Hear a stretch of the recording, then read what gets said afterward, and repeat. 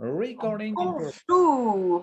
Bonjour. Alors, je suis Virginie Bertrand, graine de joie. Je suis déléguée de la Ligue des optimistes dans le Lot et j'ai l'élan de mettre en lumière à travers des portraits d'optimistes les délégués de la Ligue des optimistes de France. Et aujourd'hui, je suis avec Pascal Lefebvre qui œuvre sur Angoulême et Périgueux, même si tu habites à Nantes, comme tu me disais tout à l'heure.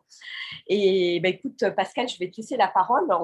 Si en quelques phrases, tu peux te présenter qui tu es, voilà, que les gens puissent te connaître. Super. Merci Virginie pour cette invitation et bravo, bravo encore une fois pour cette initiative. Je trouve ça génial par rapport au mouvement de faire ce genre de capsules vidéo qui vont nous permettre de mieux nous connaître les uns et les autres. Et puis surtout, après, sur l'extérieur, de partager nos expertises, nos spécialités modestement de ce qu'on est. Qui Donc on moi, est.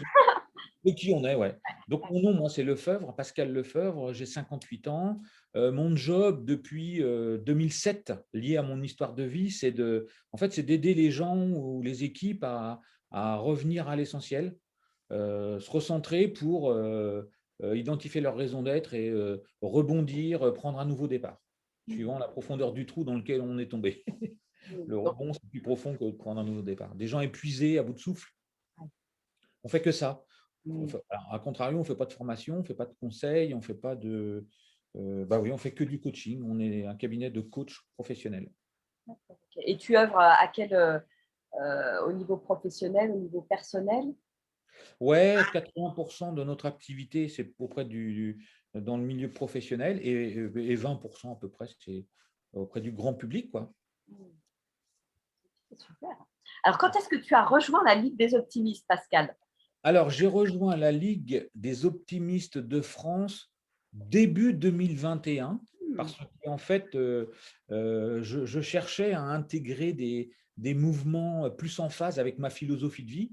Je ne sais même plus comment je suis tombé sur la LOF, en fait, mais de fil en aiguille, j'ai trouvé ce mouvement. Je me suis dit, c'est génial ce truc. Alors, qu'est-ce qui t'a plu dans la Ligue? Ça t'a Moi, rejoint le mouvement.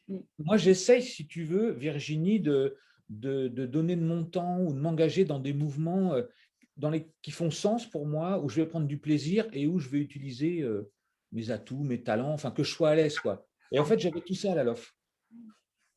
Et en fait, je me suis rendu compte qu'il y avait tout ça aussi parce que j'ai aussi quitté d'autres réseaux où finalement, bon, pour certains, j'y étais depuis jusqu'à 10 ans et bon, c'était moins fluide, quoi. Donc, je me suis posé des questions et je suis arrivé à la LOF parce que Virginie et Yves m'ont coopté sur ces deux villes, Angoulême et Périgueux. Ah, génial, super. Alors, pourquoi l'optimisme, c'est important pour toi, Pascal?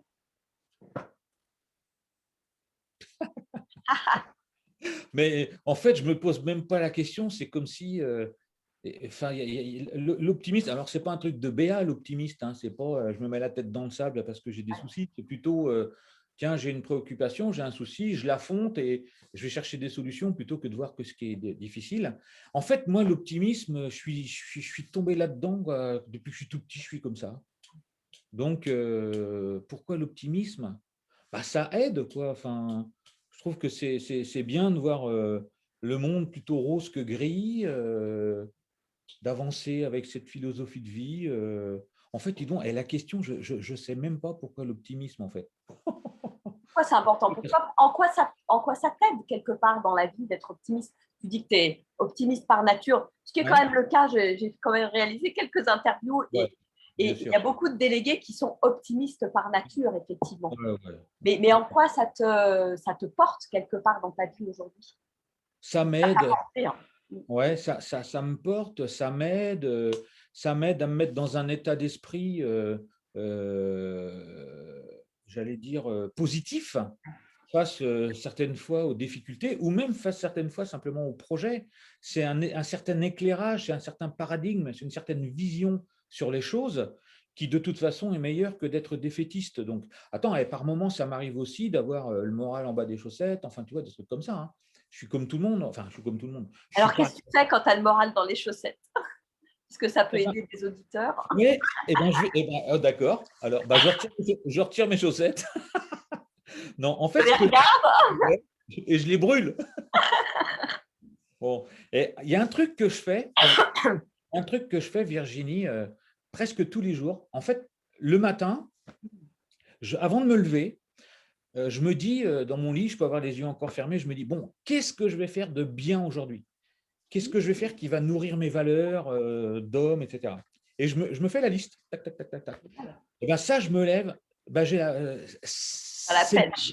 ouais, c'est mieux de se lever comme ça. Bon, voilà, ma journée se passe. Et le soir, en me couchant, je me dis, avant de m'endormir, dans le lit, qu'est-ce que j'ai fait de bien aujourd'hui? Qui a des fois rien à voir avec ce que je m'étais dit le matin, hein. Et voilà, bah, j'ai fait ça de bien. Alors, mais des fois, c'est des trucs tout, c'est rien, hein.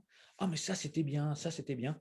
Et ben, je me dis ça tous les matins en me levant et tous les soirs en me couchant, presque à chaque fois. Et ça, c'est vraiment, bah, je partage ce truc-là par rapport à ta question, Virginie, mais je trouve que une technique, c'est pas le mot une technique, mais c'est une pratique que je trouve extraordinaire. Oui, il suffit pas de choses compliquées et les choses les plus simples sont souvent les plus efficaces. Ouais, bah, tu as tout compris. Elle est plus simple et même des fois, je dirais anodine, quoi. Parce que je me le dis, oh ben merde, je trouve ça bien, j'ai fait ça de bien, tu parles. Ben ok, c'est ok. Le reconnaître, ouais, d'en avoir conscience, de le C'est reconnaître, ça. de dire, bah, même aussi dans une. Enfin, moi, je parle beaucoup aussi de gratitude, j'adore. Ouais, C'est même dans une journée où, même si on a passé une sale journée, il y a toujours quelque chose pour lequel on peut avoir de la gratitude. c'est ça, c'est un Ah, autre. et ça, c'est fabuleux. Ah ouais, ouais, ouais. Ah, toujours, toujours. Ouais, Et c'est vrai que bah, les pratiques que tu nous partages, bah, pour moi, c'est vraiment des pratiques qui, quelque part, élèvent ma vibration. Je suis sur une vibration qui est plus haute, c'est ça. qui est dans de la reconnaissance, dans le merci à la vie, dans ah, qu'est-ce que je vais faire de beau aujourd'hui, quoi. Ouais, ouais, ouais, c'est ça. Après, il y a un autre truc qui me vient, je ne sais pas si tu avais d'autres questions à me poser. Non, non, vas-y, vas-y. Ah, ouais, ok. Ouais, ok, bah, merci. Laisse venir si ça devient. Ok. L'autre truc, en fait, que j'ai travaillé il y a pas une quinzaine d'années, mais presque, j'ai beaucoup travaillé sur la notion de valeur. Alors, c'est un petit peu une tarte à la crème, ça, les valeurs, mais j'ai vraiment bossé profondément sur mes valeurs.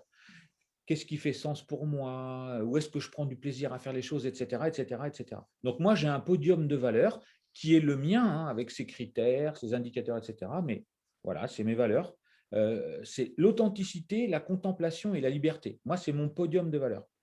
Donc, en fait, je me suis rendu compte dans ma vie de tous les jours que quand j'étais dans ce truc-là, quand mes actions nourrissaient mon podium, mais en fait, le ciel, il est rose.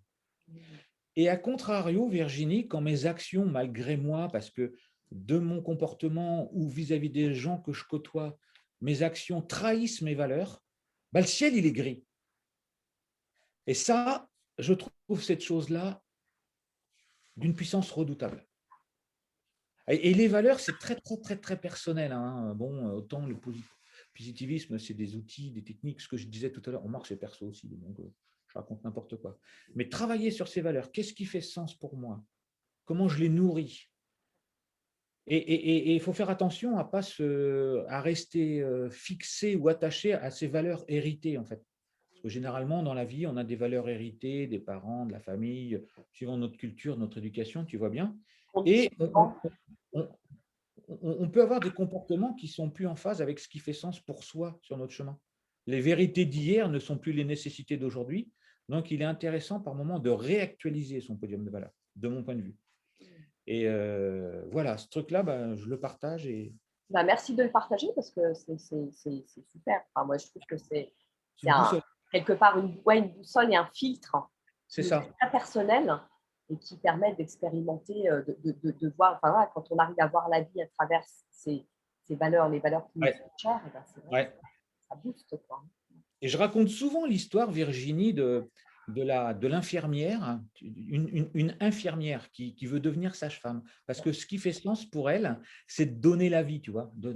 Ça fait sens pour elle. Alors elle, le matin, elle se réveille, elle se dit, je vais faire ça, je vais préparer les papiers, je vais m'occuper des mamans, je vais m'occuper des bébés. Enfin, tu vois, cette femme, elle se lève et elle est bien parce qu'en fait, le pourquoi elle est sur Terre est aligné avec le comment elle le fait.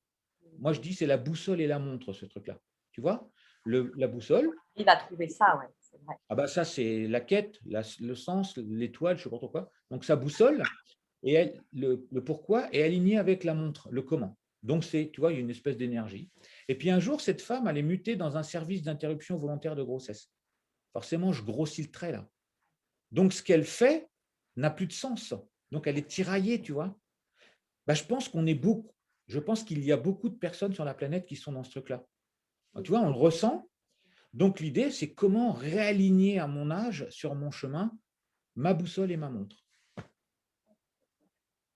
Ouais, redonner du sens C'est ça. et ça amène vers de l'optimisme aussi, C'est quelque ça. Ah part. bah, Parce on sait qu'on est là, voilà, quelque chose tu as raison. de Le mission. moteur, c'est l'optimisme. Le carburant, c'est l'optimisme qui aide à avancer sur ces choses-là. Tu as complètement raison. Je suis d'accord avec toi. Merci pour ces partages. Alors, quel serait ton message optimiste, Pascal? Mon message optimiste, c'est alors je ne sais pas si ça va répondre, mais c'est un truc qui me tient à cœur, ça. C'est un koan zen qui Quoi? dit, Ouais. un koan zen, qui dit, ce qui te manque, cherche-le dans ce que tu as. Voilà. Est-ce que tu as envie de développer? En quoi ça te parle, Bah, en fait, non, je n'ai pas envie de le développer parce que l'essence même de ces koan zen, c'est de chambouler l'esprit, en fait. Mais cette notion de, finalement, on a tout en soi, on a toutes les ressources, toutes les clés, et puis peut-être qu'on va passer du temps, ou je vais passer du temps à me plaindre, nanana, etc. Et en fait, non, ce qui te manque, cherche-le dans ce que tu as, intérieurement, j'entends. Hein. Et je trouve cette pensée magnifique. Alors, il y a un mot pour qualifier ces koan zen, là, mais je l'oubliais, ça amène de la confusion dans l'esprit. Et donc, ça permet de trouver des solutions auxquelles on n'avait pas pensé. Intéressant. Merci. Toi, est-ce que tu penses que l'optimisme, ça s'apprend, ça se cultive? Quelqu'un, toi, tu me dis que tu es optimiste de nature, donc Oui. quelque chose que voilà, j'imagine que tu cultives et tu l'as très bien partagé au quotidien. Quelqu'un qui n'est pas optimiste à la base, voilà, est-ce qu'il peut apprendre à être optimiste? Comment il peut apprendre? Qu'est-ce que tu auras envie de donner comme conseil à des gens qui se posent cette question, qui disent ah bah oui, mais bon, moi, voilà, je ne suis pas comme ça. Mais oui, mais tu as raison, en fait. Hein. Donc, ce qui me vient à l'esprit, la Virginie, c'est, je pense que ça s'apprend, ça se cultive, ça se déploie. Bien entendu, on ne part pas tous du même niveau par rapport à ce sujet. Il y a des gens qui, enfin, c'est le verre plus ou moins vide, quoi. Hein. Voilà, donc il est plus ou moins plein. Si on est optimiste, il est plus ou moins plein. Et en même temps, tu sais, on dit toujours, on ne peut pas forcer un âne à boire s'il n'a pas soif. Donc, en fait, quelqu'un qui n'est pas convaincu que l'optimisme, c'est quelque chose et bah, qui ne souhaite pas y aller, bah, OK, il n'y va pas. Mais de mon point de vue, quel que soit le niveau duquel on part sur cette échelle entre 0 et 10 d'un niveau d'optimisme, là, je pense que ça s'acquiert, ça se déploie. Et puis après, je pense qu'une fois qu'on a enclenché le premier cran, bah, les bienfaits de l'optimisme, quand même, ça change la vie, quoi. Donc, c'est peut-être le premier clic, tu vois, de mon point de vue, le premier pas qui serait le plus difficile à faire. Tac, la personne a les Qu'est-ce qui pourrait aider à ce premier pas? Ouais, bah oui. Alors, de mon point de vue, ce qui aide les gens à enclencher le changement, c'est toujours, c'est un peu violent ce que je vais dire, mais la notion de finitude. Ouais, qu'est-ce que tu entends par là? Bah, la mort, Ah, la notion de finitude. La notion de finitude en psychologie, c'est un levier puissant dans bah, faut que j'y aille. ouais. Allez, mais il faut que la personne ait envie d'y aller aussi dans l'optimisme, tu vois, il y a quand même des choses avant. Oui, Mais pas à dans la partir contrainte. du moment, Pas dans la contrainte. non, bien sûr. Sinon, ça ne fonctionne pas. Ouais. Ouais, ouais, ouais. Mais non, il faut que la personne a sa volontaire, elle a envie de s'engager. Alors après, à part de 0,5 sur 10, et comment enclencher le truc? Bon, bah, si vraiment, moi, ça m'arrive souvent de pousser les gens en leur faisant faire des petits exercices où ils prennent conscience de leur finitude et bah, vas-y, c'est maintenant que tu dois y aller pour toi, quoi.